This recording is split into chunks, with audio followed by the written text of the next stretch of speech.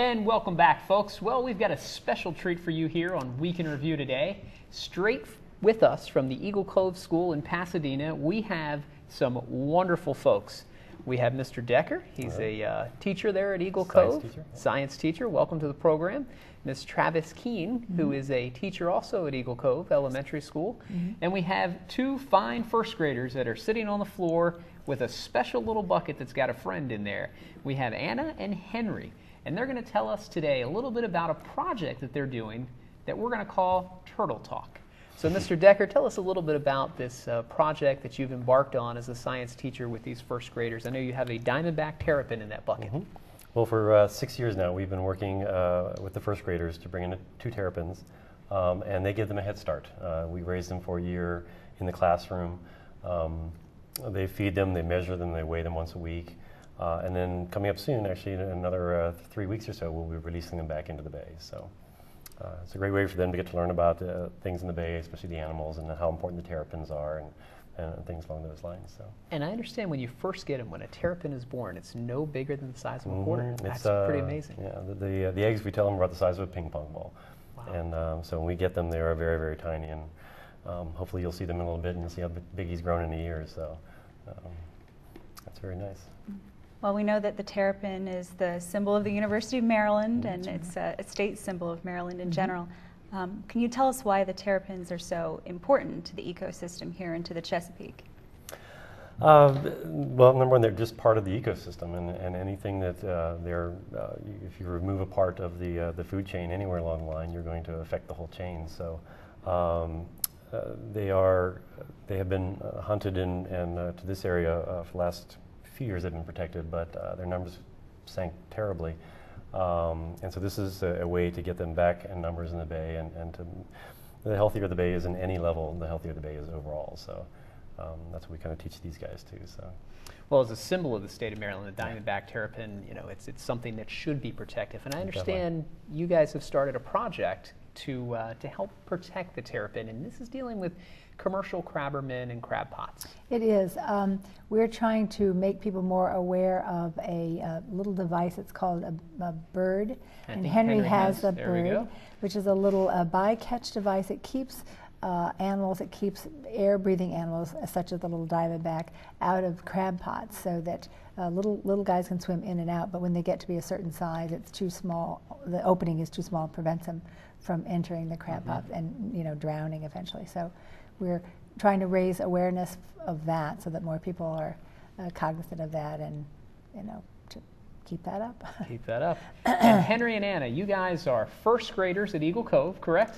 Yes. Wonderful.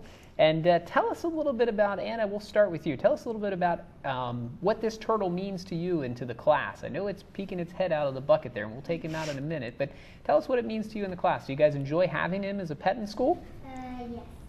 Good. And Henry, what about you? I know that you're one of those boys that like to go out and play on the playground and have a lot of fun, but what does the turtle mean to you for the class?